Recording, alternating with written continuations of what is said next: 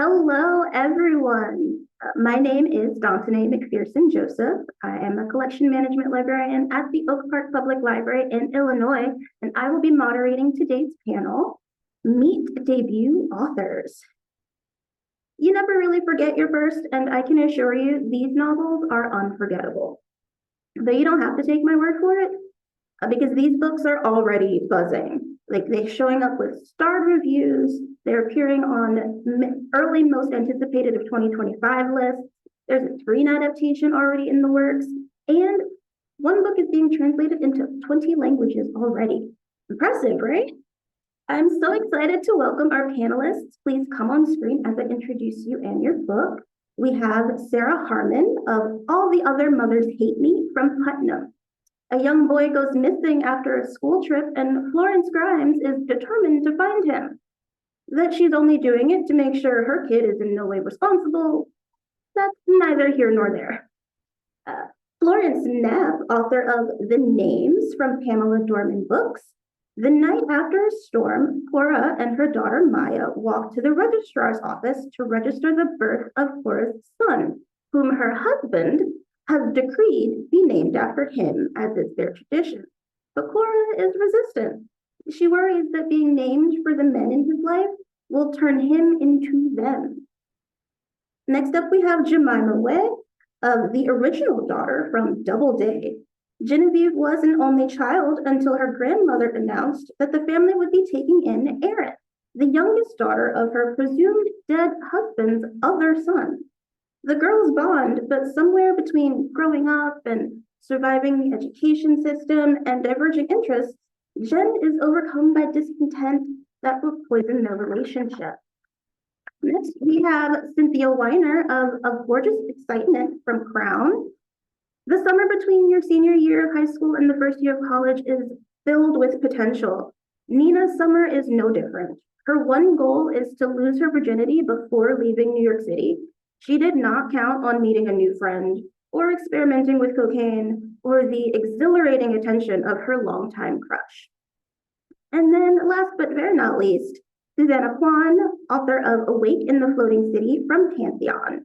Years of nonstop rain has forced the residents of San Francisco to leave or adapt to a high-rise and rooftop existence.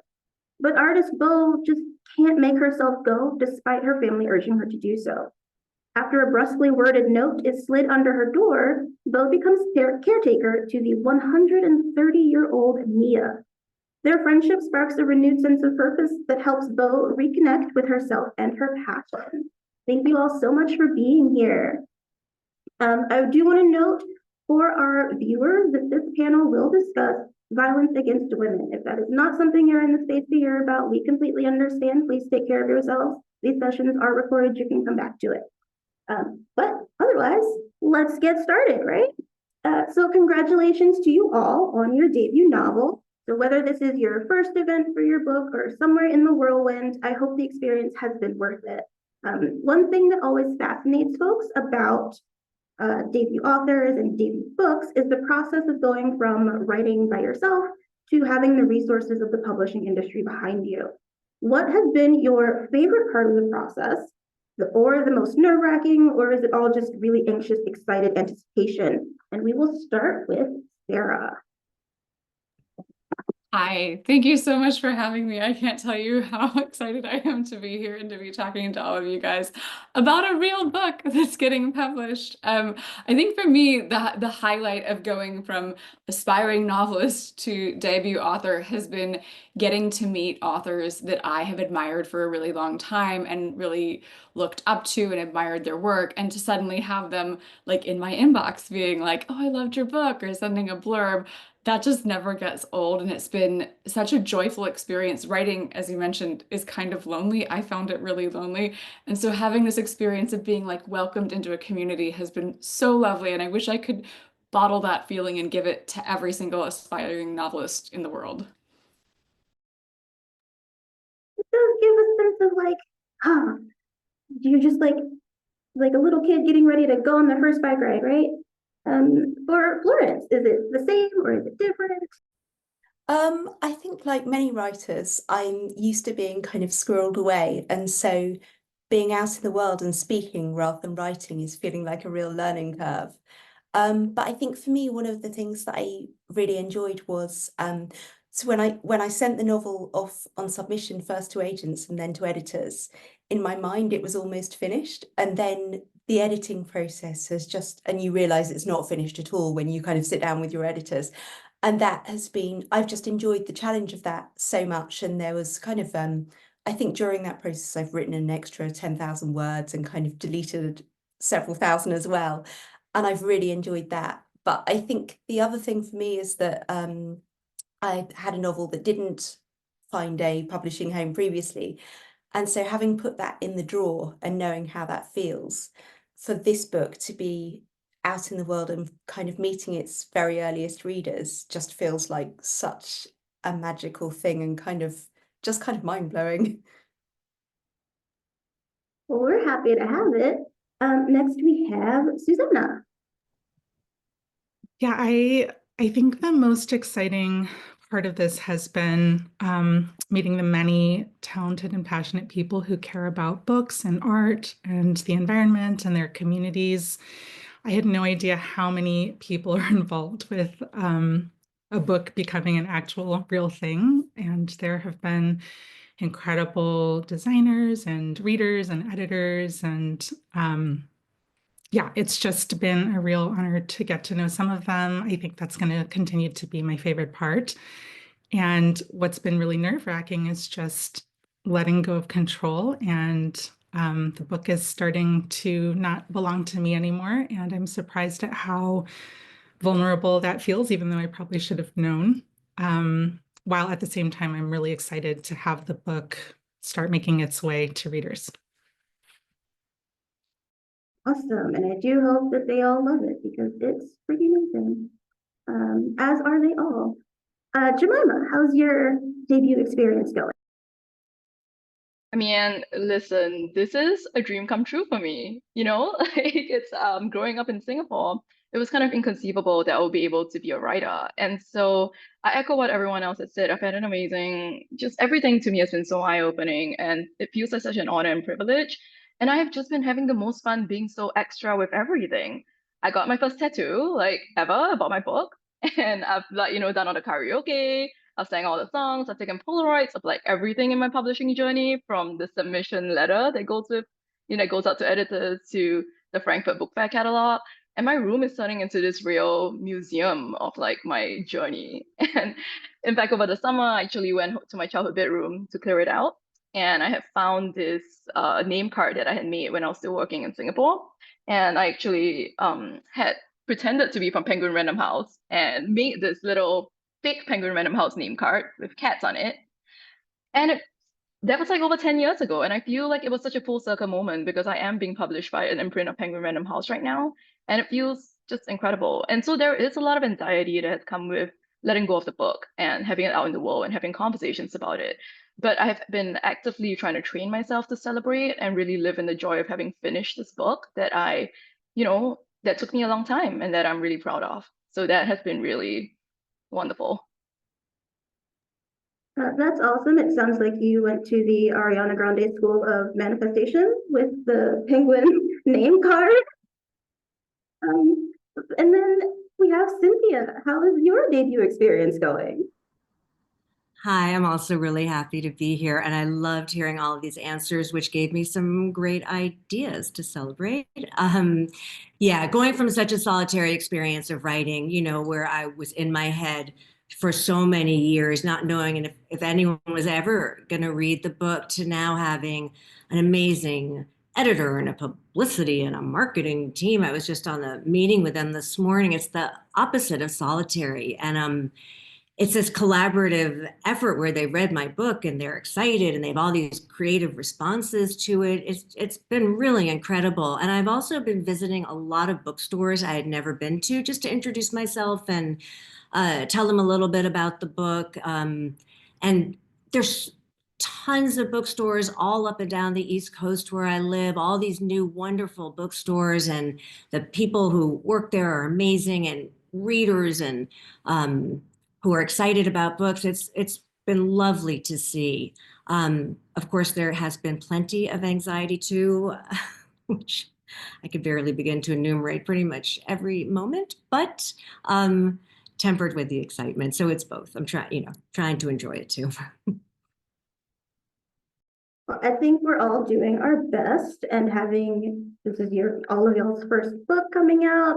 It's normal that there's going to be a little bit of what's about to happen. But I hope throughout the entire process, you're able to just let go, enjoy it, right? So let's get deep, friends. We're gonna stay with Cynthia. A Gorgeous Excitement opens with a note from you about growing up and being in New York City during the summer of 1986 when a young woman was murdered in Central Park. Would you be willing to expand on that for our listeners and share why this event captivated you to the point of wanting to write a novel about it? Yeah, so I knew the young woman who was murdered, and I knew the guy who did it quite well. I mean, everybody knew him at that time in the city. He was sort of famous for, on the Upper East Side for his looks and his charisma, and everyone was crazy about him, followed him around on the street, waited on his stoop for when he got out of school. And I spent that same summer at the same bar where they met, and actually left from on the night of the killing. It's called Dorian's. It's on the Upper East Side. I call it Flanagan's. But for me, the murder was a real turning point. I think for a lot of young women my age in the city. And what stuck with me was this realization that it could have been me. It could have been any of us. The week before the murder, I hope it's okay to say this, smoked hash with him behind the Museum of Natural History. A week later, if he'd asked me to go to the park with him, I probably would have. So I had this story in mind for years. I tried to write it as a short story many times from the point of view of the girl who was killed, or from a time in the present when the guy is released from prison. But it wasn't until I came upon the point of view that I use in the book, which is a girl named Nina Jacob. She's 18 years old. She's kind of on the outside looking in. She's a Jewish girl immersed in this very old money, waspy society. She's a virgin in the sex-crazed 80s.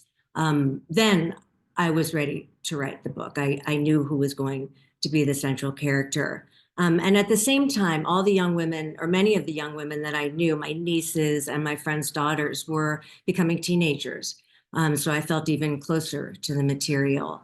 And, it was easy to remember how invincible, I had felt at that age, and which had led to some dangerous choices.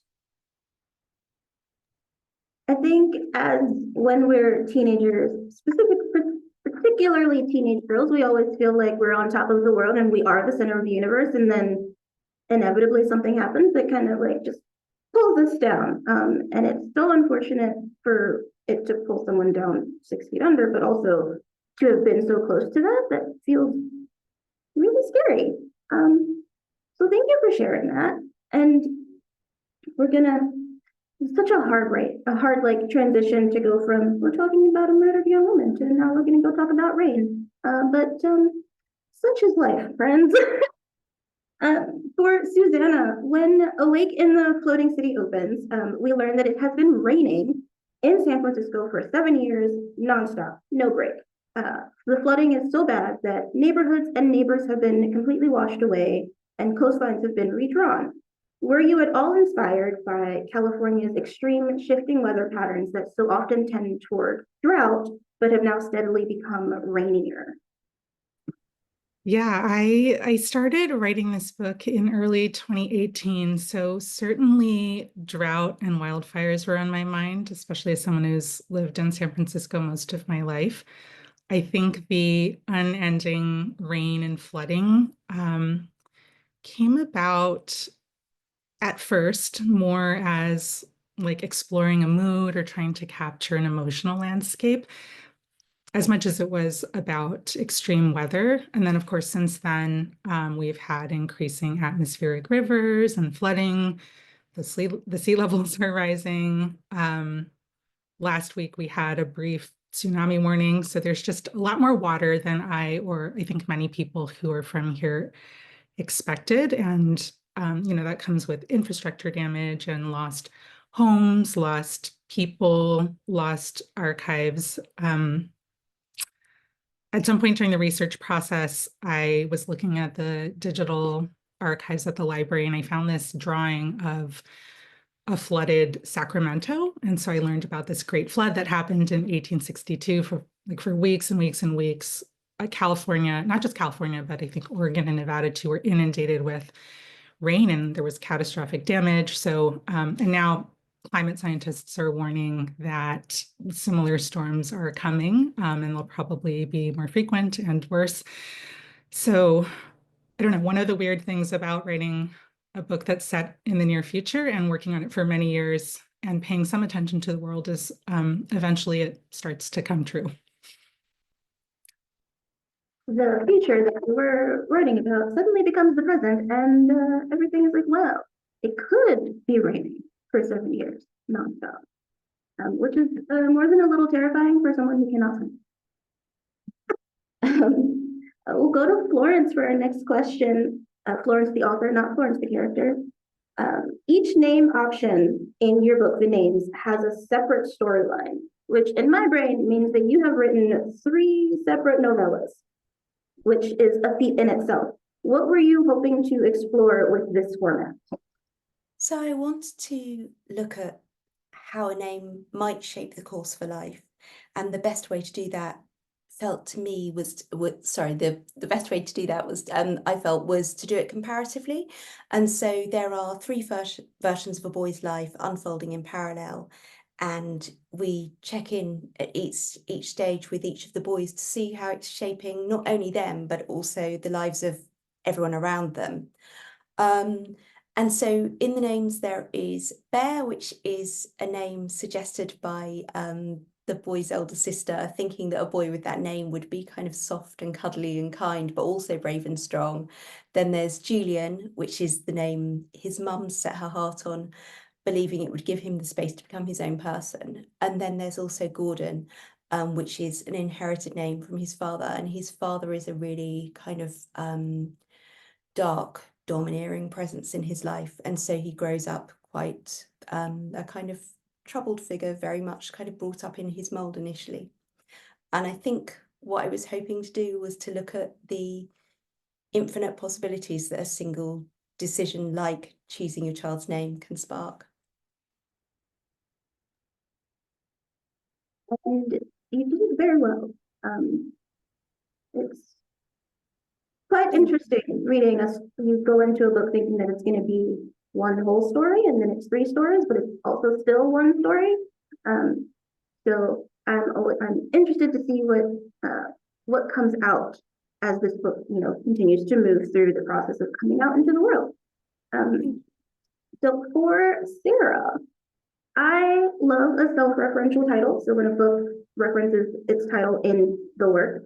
So we have some related questions. First, which came first, the title or the in-story references? And then it happens 3 times, which 3s and 7s are a very particular number for this panel, that Florence, the character, says all the other mothers hate me. And then with all different inflections, and then every time she says it, she does something different after the assertion. How did the phrase become the story's calling card, and what does it say that about Florence's view of herself? Well, thank you so much for that really detailed read. When I hear that, I'm like, oh God, is it 3 times? I'll be honest, like I wrote this book under a different title, a working title, which I will tell you was Dirtbag Detective. And I thought that was like great. And every agent that I talked to was like, oh, we have to change this. And so, part of becoming a writer is taking advice. And with my current agent, we workshopped a number of titles. And as soon as I came up with this, we were both like, oh my God, that's it. That's so good. If I'm allowed to say that. But, sometimes when you know, I think it's like love with titles, like when you're trying to, and I think the reason I felt like it works is because it captures this feeling that I think a lot of people have, whether you're a mother or not, like just that feeling of being slightly on the outside and not fitting in. And that outsider perspective is so important. It's, a very close first person narration. And over the course of the book, the character Florence she's kind of a bad girl. She changes a little. And I think each time you hear her say, all the other mothers hate me, she's hearing herself say it in a different way and realizing something about what she's contributed to that situation. So I think that definitely comes through because the tone shifts when she says it, whether she's saying it like while staring at the ceiling or saying it while staring at the ceiling, but in a different way, which I will not spoil for our readers, for our listeners. So now we go to Jemimah with the original daughter, which is a reflective novel, which for me meant that we are not following Jen as the events of the book are happening to her. We are listening to adult Jen narrate the story to us. And so in the moment that I realized that it was just a couple chapters, I'm not gonna lie, it really opened up the story to me and with a new understanding. So my question is, did the story come to you that way? Or like, did it take time to decide that this was the best way to tell the story? And was that an easy decision, or was it a little bit more difficult? Like, how did that happen? It definitely took some time to find the book's correct structure. And I would say that finding it was really the key for finishing that first draft. So for context, the novel opens with Jen at kind of like a crossroads where she's making a huge decision on whether or not to reconnect with her estranged sister, who is now like globally a famous actress, on her mother's, as you know, they face like a turning point in their mother's lives. And so the structure of the book that I landed on was the structure of justification, where it's very reflective of Jen's personality because she does want to be seen and deeply known despite the poor choices she has made. But that naturally translates to a narrative that kind of recounts something, but it punctuates itself with like these urgent, like contemplative pleas because she wants the reader to understand her, but she also wants she wants justification for herself as well. And so once I understood how that structure worked, I could then go back and revise the novel formally to, be paced according to the processing speed of her mind and memory. And that was a really interesting, like, formal challenge to myself. And there's this idea that several of my characters struggle with, which is that as a byproduct of living in a hyper-competitive society and a very efficient society, once you make a decision, like a big life decision, it almost calcifies and you end up being committed to following the consequences of your choices throughout your life. And to admit that something could have been different would almost be like to admit that the intervening years were a waste. And so this is like a regret that they feel like they cannot live with. But when you don't see regret as a productive emotion, I think that you can't just suppress it. It doesn't just go away. You have to process it at some point, and you either process it healthily or you process it when shit hits the fan. And so she's being forced to do that right now. And I think that the attempt at justification actually is a way of her kind of trying to unlearn that brutal mode of thinking and trying to get the reader to really understand her, but also help her learn that she is also deserving of her own generosity when she thinks back on her life. I will say that when I got to the end, I'm going to try to say this in the most non-spoilery way possible. I didn't know how to feel, both about Jen and about the whole thing. So hearing that it was more of a justification process of trying to justify her choices to herself, but also to this invisible person that she cannot see, is really helpful for me. So thank you for that. And then back to Florence really quick, where we talk about the time jumps in your book. So each skip between, so you get a set of 3 for each name, and then you skip 7 years, and then another set of 3. And where at times there's a significant event and it happens in the space between time jumps, and then sometimes the significant event happens in the chapter. What was your main impetus when you were deciding what events to show versus what events to not show? I think when we look back across our own lives, we can often see that there were really key formative moments for us. And sometimes that's kind of big circumstantial things like moving house or something like that. And other times I think it's, just that someone says a particular thing to us on a certain day and it kind of stays with us and becomes a part of who we are. And so with the 3 boys, when I was revisiting them every 7 years, I was really wanting to focus in on those moments that were transformative, that were transformative for them and kind of shaped them as people. And so there's, just to give you an example, say we visit Gordon Jr., who's been named for his father, and we find him kind of sitting in a classroom on the first day of term, and the teacher said to them, I want you all to create a little name label to go on your trays for the rest of the year. And he's sitting there with his colouring pens, and he doesn't, I don't think he knows why, but he writes the name Luke instead of his own name, Gordon. And I think at some level, he was wanting to just experiment with being someone else and how that might feel. And the other children notice what he's done and call attention to it. And the teacher comes over and she's really cross with him and she shouts at him and she sends him out of the room. And when he's invited back in, he sees all those other trays with their kind of bright colours and the children's designs on them. And his own name is written there in block capitals in a kind of black Sharpie. And I think for him, that was probably a moment in his own life that kind of made him feel really like he didn't have any option but to follow in his father's footsteps, and that certainly for some of the years afterwards, that was a defining thing for him. So I think in the structure of the novel, it was really about wanting to look at those moments that kind of crystallized them as people with each of the boys. It's interesting that you bring up that very first one where he's like, no, my name is Luke. I kind of really like this name. I did not sort of connect that to, oh, he's got all these other names too, potentially. And so that's an interesting thought now for me. So friends, when you're reading, you pay attention to that little scene. What might it change for you? So for our audience, our watchers, our listeners, please don't forget that you can submit your own questions to our panelists using the Q&A function. And then I will go through and ask them for you.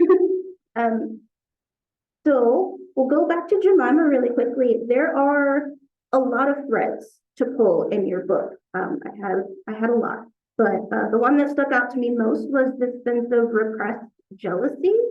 And at the same time, Jen tries really hard to like keep it in check, and then eventually it just sort of overflows. And I'm gonna let our readers figure out when it overflows and why. But when you set out to write about Jen and Aaron, did you know that jealousy would be a huge part of their relationship, or did it just sort of come out as you were writing? Yeah, absolutely. I wrote this book thinking of it honestly as a love story, and part of that was wondering what love can endure and what facets of yourself you sacrifice for love. And as the girls grow closer in their childhood to the point of almost codependency, I started marking jealousy as kind of a maturing or evolution of a straightforward affection for each other to kind of like this more complex feeling that they have, because it's not just jealousy of each other, is jealousy for the other's attentions and affections as well. And because of the very specific, circumstances of them landing in this family together, they're not quite like, a regular family of sisters. There are circumstances that lead to them ending up in the same family. They end up believing that only the other person can truly understand the specific flavor of jealousy that they experience. And so this jealousy almost knits them together more closely. And the thing for me that I realized as I was writing this book was that they actually are the best versions of themselves when they're with each other. They're funnier, they're sharper, they're smarter, they're wittier, and they are like always pushing each other to get better. But they're also the worst versions of themselves morally, because they become jealous and competitive and they don't want to be that way. So realizing that they are the best versions of themselves with, but not for each other, even if they want to be better for each other, is like what makes their jealousy always something that is an anguished jealousy. And as I was working through the book, I was also trying to work through how they could then develop that love and try and figure out how to live life fully and with love, but while acknowledging and holding like all the negative, complicated emotions that can come up with any kind of extremely close relationship, and how to show up for each other and themselves. I think that's something that we all have to learn. And it feels, because I've only ever been a lady, right? It feels very particular to friendships between women, like relationships between women, that this sort of comes out, figuring out how to love another woman who is either your friend or your partner, without like letting but I can't do this like her, or I do this better than her, like without having, like, making that like a central part of the relationship, like in your head. And so it's really interesting to explore that with this book where they're sisters. For Sarah, Florence, the character, is wildly self-centered, unless it's about Dylan. So what was it like writing a character who could be considered very selfish and self-indulgent? And how did you find empathy for her? Because even I found myself going, all right, girl, you need to get it together. Well, thank you for that honest reaction. Honestly, it was really cathartic and fun to write a mother character who's kind of a bad person. I think, I've always loved bad girl characters, whether it's like Fleabag, Thelma and Louise, Mia and Lucia in season 2 of White Lotus. And I wanted to take that energy and bring it to like a mom. I have 2 kids, like kids require a tremendous amount of sacrifice, and it was really fun to write a character who's like, I'm not going to adhere to society's bullshit expectations for middle-class motherhood. I'm not going to pack lunch. I'm not going to go on the PTA meetings. I'm going to hook up with random guys in pubs and drink Red Bull for breakfast. It was a joy to write. I was not able to draw much from my own life. That's very different from my own experience, but she was a fun character. And also to sort of explore that question of, can you be a bad person and still be a good mother? Like, how much of this performance is inherent to the role, and is loving your kid enough? So those were some of the things I was thinking about as I was writing. I found that she kept him clothed, she got him to school, she kept him fed. Right, like those are like the baseline things, and she did those really well. A solid C+. Like, I think we can give her a solid C+. I'll be curious to see what readers think. We can go with a C+ if you want. I was gonna go with a B, it's fine. A little bit of grade inflation never hurt anyone. Right, so we have this mother character who's very into doing her own thing, and we're gonna shift gears to Nina, who sort of discovers drugs. Not even sort of, she full-on discovers drugs. So for Cynthia, cocaine is very central to this novel. The title comes from Freud's description of the high, and then you had your own descriptions in the book of Nina being high, which were definitely excitable. She just could not, she as much as she wanted to, she just could not keep her mouth closed, which caused her a lot of embarrassment, let's be real. So I'm wondering how you went about your research for the different sort of effects of cocaine, and then you chose to show them in 3 different ways that were kind of similar but kind of not, through like Nina's speech and the Stephanie's paranoia, and also eventually Gardner's violence. Well, for my research, let's just say I lived in the 80s. I did inhale, but anyway, honestly, a lot of it was my memories, my personal observation of the world at the time. Of course, I read, books just to remember. I watched a lot of movies. I acted things out. At one point, I even laid out lines of sugar from sugar packets to help me remember to describe what it looked like. I rolled up a dollar bill. I smelled it to bring back that memory. Maybe that's TMI, but it was very important to me, truly, that cocaine was a big part of the story, both because it was the 80s.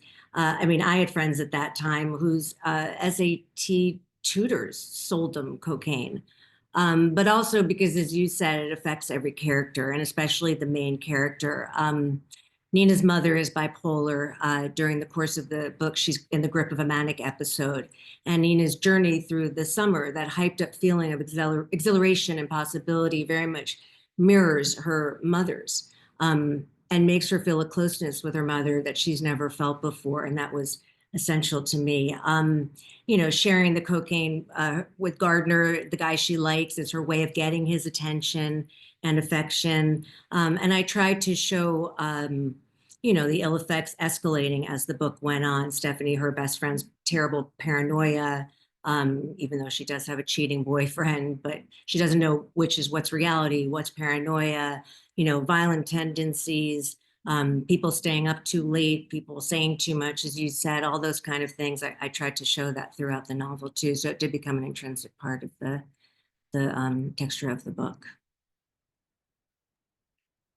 Interesting. But if here I thought the answer was going to be, well, I watched a movie, a very specific movie that's in my brain that's just all about cocaine. It's a movie that's mentioned Michelle Pfeiffer in your book. And I was like, well, I just watched that. Scarface. Yes, Scarface. That's all. I forget everything else I said. I watched Scarface. Scarface. So then we move to Susanna, and I really want to get to this question about intergenerational friendships. And then we had some come in that I'm going to ask you all, friends.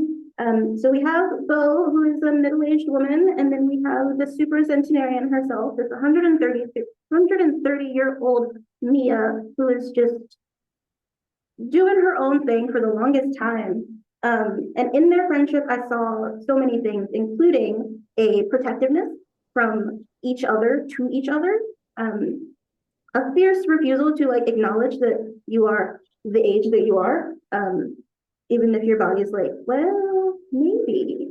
And then there's also a growing empathy, and then underneath all of that, the idea that no one ever really expects to get to 100 and up, or at least over 100, and so that's really a gift. In exploring aging and this intergenerational friendship between these two women, what was your goal in centering your novel around them in these two wildly different stages of their lives? And then what are you hoping readers will take away from their relationship? I think one of the big questions that drives my own writing is how do we impact people that we never meet?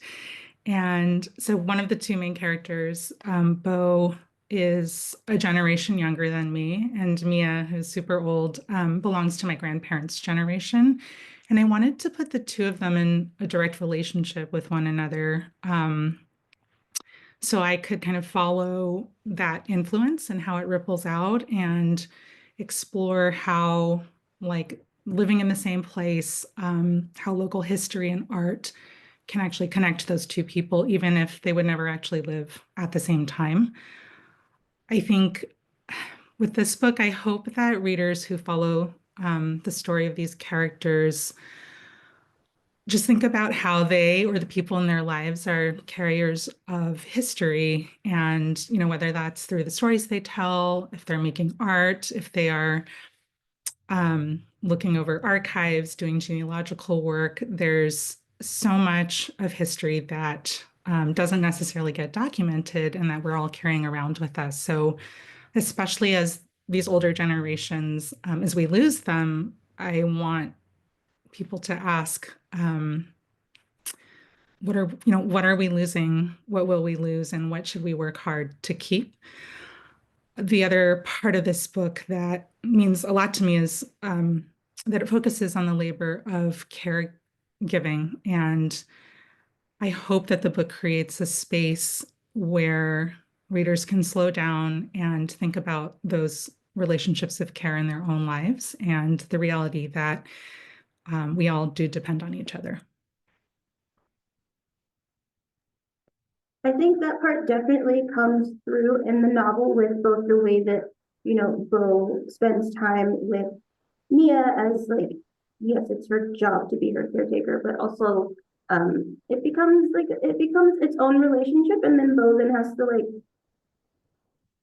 engage in other relationships on behalf of, furthering the life and the well-being of Mia, which I thought was, both very interesting and very reminiscent of how maybe not all of us, but some of us are able to engage with our own grandparents or our own elders if maybe we don't have any grandparents left.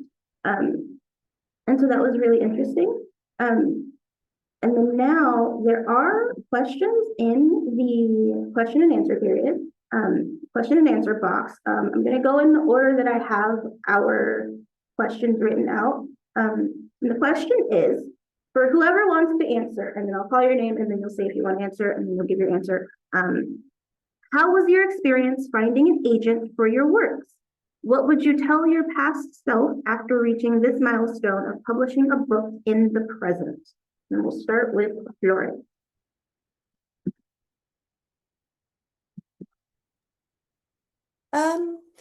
My experience with finding an agent with this book was kind of generally quite positive, but I had kind of quite a slow start with it where I sent it out initially and you kind of don't hear anything. And a friend was talking to me about how she'd had an experience where she had, well, probably had a similar experience to that and had come to the point where she'd kind of thought, okay, I need to let it go. And she'd had this cathartic moment where she let it go. And when she let it go, things changed.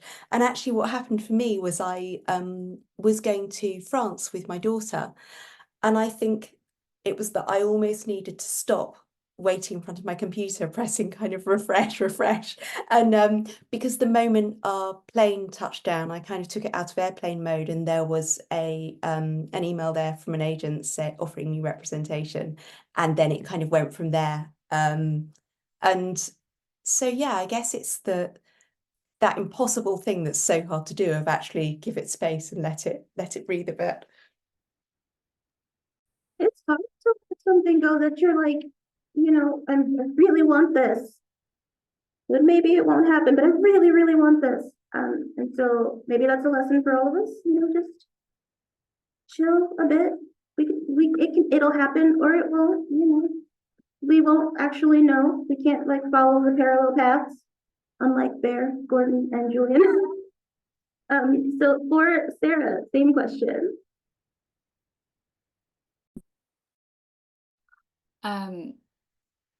Yeah, I mean, finding an agent is always tough. I don't want to sugarcoat it. Like it's a very vulnerable position to be in, to be like on submission like that. And I think when I struggled a lot with like, well, if I can just make it like more perfect, then no one can reject me. And like, spoiler alert, like you're gonna get rejected and there's no such thing as perfect. And like every agent is gonna want to weigh in. And I guess if I could go back and give myself advice, I would be like, try to just enjoy the process and celebrate the fact that you finished this book, which was, I mean, it was really hard for me to finish a book. I never thought I would actually finish it. And worry less about like whether you find an agent. That's very easy to say when you're sitting in the privileged position of having found an agent. But I wish I had let myself celebrate like the little victories slightly more rather than hyper focusing on like, and what's next and what could possibly go wrong when I get to that phase and what can I do to prevent that, and trying to like control everything, because I think as we have established on this panel, you cannot control the outcome. And probably that's why we became writers in the first place, right? For this illusion of control that like we're going to manufacture these stories and determine the ending, because that is definitely missing in my own life. Control is a big thing, and just kind of letting it go is really hard. Even for our non-writer friends. For Cynthia, same question. Experience finding an agent. What would you tell your past self? Did you ask me? Oh, sorry. One of the things I found when I was looking for an agent, that the people, and throughout this whole publishing journey, a lot of the people who responded most to my story either remembered the story, maybe they were in New York at the time, or just were alive at that time, and it was a big story. And I think the advice I would give to people, and I do give to people, is to certainly look for people who might have an investment in some form or another in your story. Maybe they live in the same place, or maybe they are around the same age, or knew some of the people who you based, or whatever it may be. And I found that to be very helpful in finding my wonderful agent. So a little bit like find your people, or find your books people. So Susanna. Yeah, I think, like Sarah was saying, so I spent so long trying to perfect the book. I thought, is it time now? And then I'd spend another 6 months, revising another 6 times. And I kept kind of delaying the process, having no idea of how much revision was to come after that. And I think if I were to advise that earlier version of myself, it would be to be calmer about the whole experience and to know that that's part of it. I think once I began the process of looking for an agent, it started conversations. It was really the first conversations about what the book meant to me, and having to talk to someone who wasn't in my own head about the themes of the book and what I was trying to do. And yeah, it's just a special moment. It's an opportunity to connect and to articulate for yourself like what kind of path you want the book to have and how you want it to land in the world. Interesting. And sort of the theme of today's panel, right? Like talking to other people who are not the characters that you made up in your head about the book, right? And then Jemimah, same question, and then yeah. Yeah, I had a similar experience where I had my claws in this book. I had worked on this book for, I want to say 9 years. And so I was not letting it go. I just felt like I could just keep making it better. And honestly, what I was doing was moving like 2 commas around, right? And I had lunch with this writer who was my thesis advisor when I was doing my MFA. And he was like, "Are you done with this book or what?" And then I was like, "No, I need another 6 months." And he was like, "I know you. You're probably just holding on to it and changing like the tense of like 2 sentences. Send it out. Send it out tomorrow." And I was like, "Oh." So he really pushed me. And then I had another friend who was a poet. She's my writing partner, Grace Liu. And she had read a draft of my book, and she was like, "If you don't send it out, I am going to send it out." So I really was pushed off the cliff with this book. Like, I felt like I could not let it go, and I needed like that like encouragement and support of my community to really like be there for me. And so I think an advice that I would give other writers like entering the stage is to really find your community, your writing community, and hold on to that. I can't say how invaluable it's been for me to find my people, not just in the publishing world, but in the writing world as well. And that support has been really invaluable. And it's really helped me learn how to, it was actually another writer, Sterling Holy White Mountain, who sat me down as I was starting to query and said, "You have to learn to celebrate for yourself these moments, every single milestone, or it'll go by and you won't have like, it'll go by before you're ready." And so when I sent my submission out, I went out for like a nice dinner. I ate a lot of pasta, just things like that. I did things physically to like remind myself that I could look back and this would be the memory that would landmark this moment. And I really appreciate that process. Thank you all. I hope for the audience member that asked that question that you got some, you feel really fulfilled by the answers of our panelists.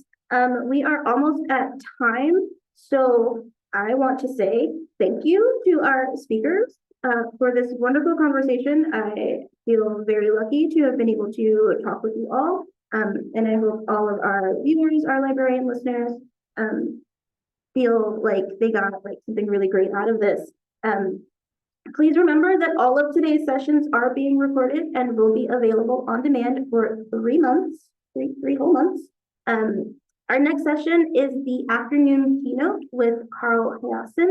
Please enjoy the rest of your day.